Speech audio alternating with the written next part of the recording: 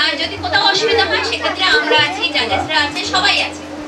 কোনো এখানে তোমরা তোমাদের মনে যেটা আসবে সেটা আঁকবে।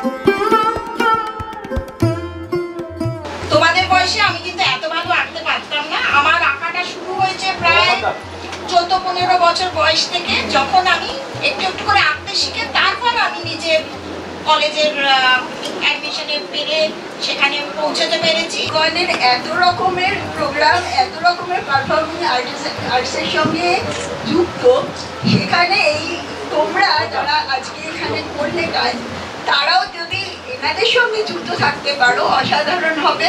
তোমাদের আঁকাগুলো দেখতে পাচ্ছি, আমরা প্রত্যেকটা আঁকাই দেখতে পাচ্ছি সুন্দর হয়েছে, খুব সুন্দর, এত সুন্দর রং বেরঙের করেছো তোমরা, সত্যি ভালো লাগছে।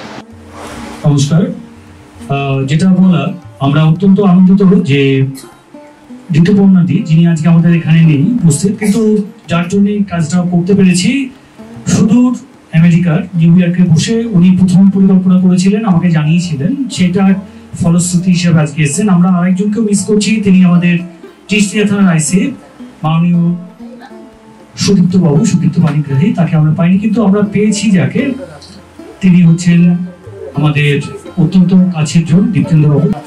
খুব সুন্দর, মানে আঁকা এতটা সুন্দর হয়েছে, প্রত্যেকে যথেষ্ট পরিমাণে চেষ্টা করে বিভিন্নভাবে এঁকেছে, মানে আমার তো ভীষণ ভালো লাগছে। আমরা তোমাদের মতো বয়সে এত ভালো আঁকতেও পারতাম না, কিন্তু তোমাদের এই যে প্রয়াস খুবই সুন্দর। আর ইকনের তরফ থেকে বলতে পারি অসাধারণ সুন্দর একটা অনুষ্ঠান চলছে, আমার ভীষণ ভালো লাগছে। Thank you.